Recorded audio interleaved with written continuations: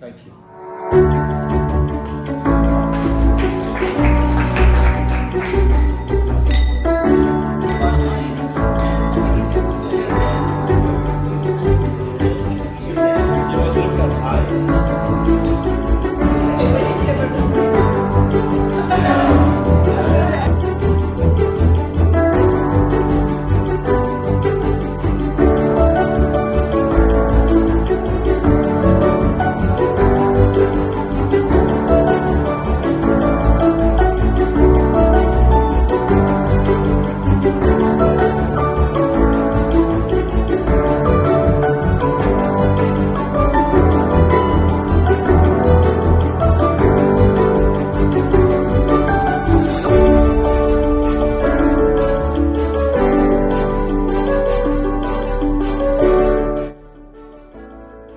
Hello, my name is Vanessa Mpatlangane and I'm a PhD Fellow under the Andrew Mellon Foundation Turning the Tide Fellowship.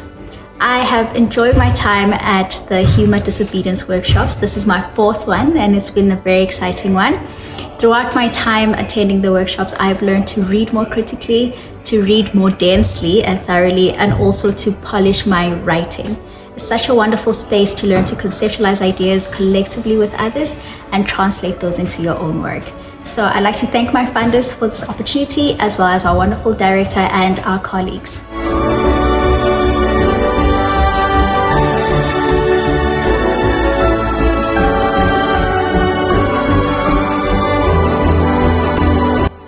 Hi, my name is Minenhle Ncube and I'm a doctoral research fellow at Huma and a part of the Future Hospitals AI and Ethics of Care project funded by the Carnegie Corporation. We've had 4 disobedience workshops this year, all of which I attended. I'm so grateful for these workshops because they've challenged me to think alternatively about epistemologies. I'm very happy and excited to think with others on what methodologies we might employ when thinking about epistemic disobedience. My name is Minga Congo. I am a doctorate fellow at Huma, the Institute for Humanity in Africa. This is our last workshop based on disobedience, and the impact of the workshop is just that to see how human or to see how intellectual knowledge can be decolonized. Thank you. My name is Dominique Samda. I'm a junior research fellow at Huma, funded by the Carnegie Corporation of New York. I've participated in 4 disobedience workshops so far. They have been extremely impactful. What I really appreciated about them is the ability to workshop in a group, proposition, reading, interpretations. Like the power of the space is that it's truly multidisciplinary, multi-generational, and it's a great way to revise and revive interpretations that were elaborated, on our own. Hi, my name is Chikezie Uzuebunam, postdoctoral research fellow at Huma, and I am at the Epistemic Disobedience Workshop on floor. This is the 4th edition, the final for the year.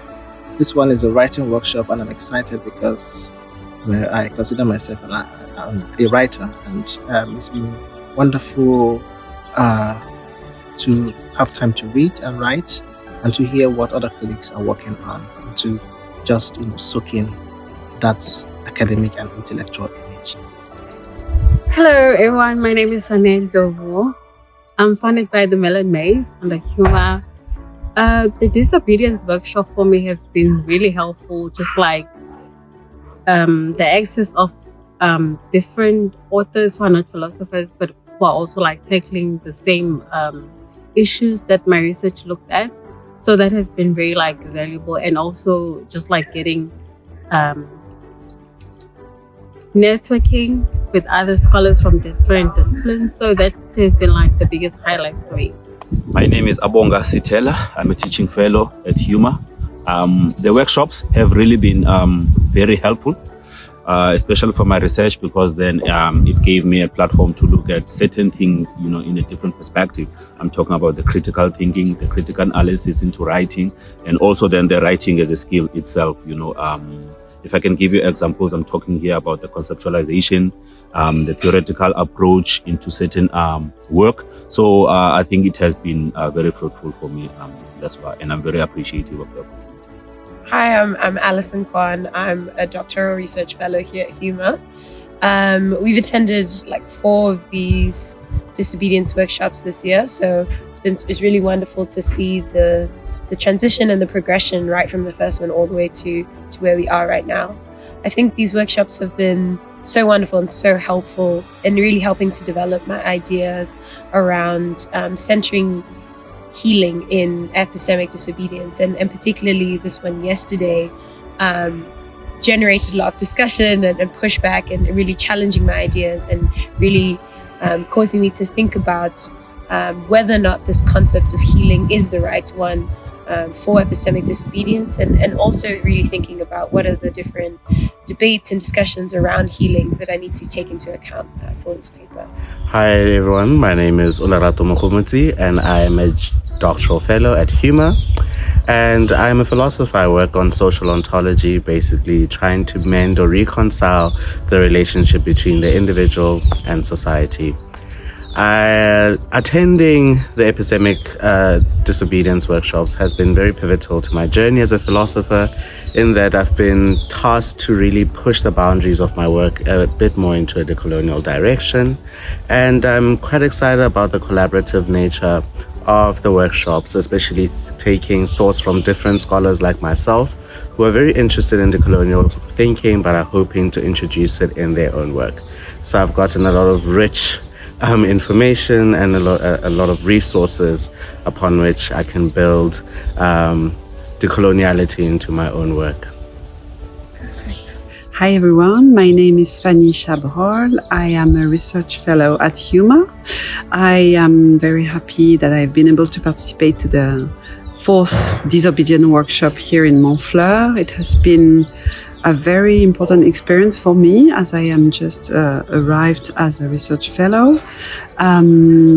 These disobedient workshops really create an exceptional space made of in a spirit of generosity and exchange. This, I guess, in our times and in our routines is very exceptional.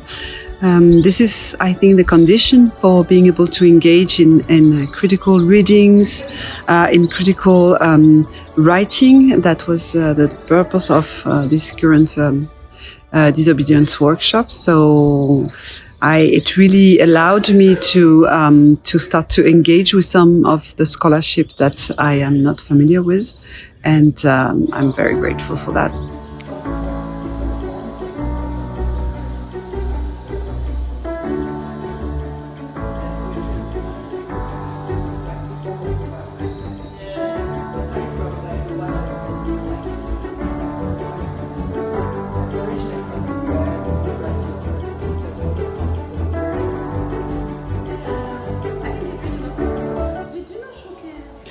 Hello, my name is Amina Slimani, and I'm a doctoral fellow at Huma, the Institute for Humanities in Africa. I have a doctoral research project hosted under the umbrella of the Future Hospitals, Ethics of Care in Africa and for IR. It's a project funded by Carnegie Corporation of New York. And for me, the disobedience workshops have been really incredible in helping me anchor my desire to read further decolonial feminist scholars who thought about what it means to be human in Africa today, but also what it means to center one's affects and emotions when writing theory and when theorizing about the world, and what it means for my own body to be producing knowledge, and what it actually means to think about the world from the global south. Ahmed Said, actually. I'm doing my PhD in African Studies at UCT. I'm a research assistant at Huma. I have been attending workshops since April. The 3 workshops I've been through.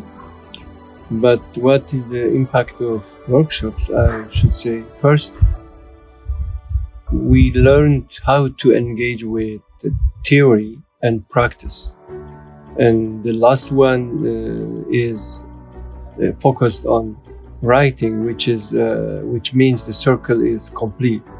And I think the academic life is meaning sort of engagement and collaboration with others work. With Huma, I think we have happily achieved this goal, and I'm happy to be part of Huma.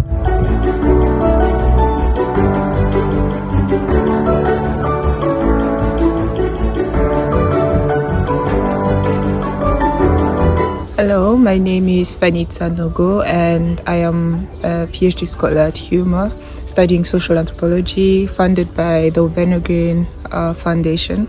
So for the epistemic disobedience workshops, the highlight for me has been really sitting with what it means for me to build an intellectual project and what the tools are for this project to flourish. So it's been really fruitful to engage with other scholars and really reflect on what kind of contribution I want to make within academia and beyond.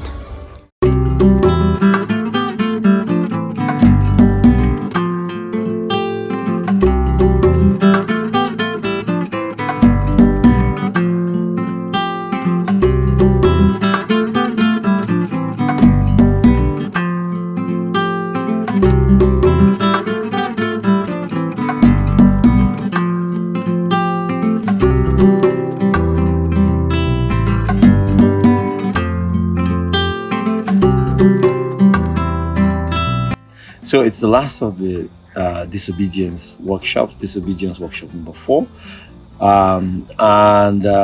During this workshop, we have really focused on completing the writing that colleagues have been doing since January this year. So this year was the launch of this series of Think workshops. And we call them Think workshops because this is a space to really achieve the kind of decolonial work that we want to do. We are trying to respond to a very simple question: how do we give life to decoloniality? How do we translate the critique into practical concepts, into analytical tools, into methodological tools, into theory? Because there's a deep critique, a very big critique about decoloniality as a body of critique that does not produce a kind of body of knowledge. So the first workshop was introducing us to decolonial and post-colonial thinking and also anti-colonial thinking. The second workshop took us to really begin to deepen some key issues around methodology. And then we went to the fourth workshop where we began to focus on writing itself. So these workshops also bring the Huma team together and put the Huma team together with many other postdoctoral students and researchers, both at UCT and outside UCT, and it's a place of bonding. So we're closing the year today on a very high note. I'm very happy, colleagues are very happy. We have socialized, we've gotten to know each other really well. So we are actually missing each other already, missing each other intellectually, missing each other socially. And next year is going to be great. So we're going to prepare the material now, and we're hoping to have the publications ready by the middle of next year when the new team is going to start. These workshops will not be possible without big infrastructure that makes thinking possible and brings people together. So I really want to thank first the colleagues who have chosen this space as part of their life and to prepare them for the future. I want to thank all of the colleagues, administrative staff at Huma who have done a really good job all year long, and also to thank all the faculty and the university for giving us the space and ensuring that we continue to provide life, to abstract ideas. But more importantly, I think this would not be possible without our funders, and we are thanking the Andrew Mellon Foundation, for providing us with the resources, to do this work, both in terms of research, in terms of fellowships for postdoctoral and also doctoral researchers and senior and junior researchers.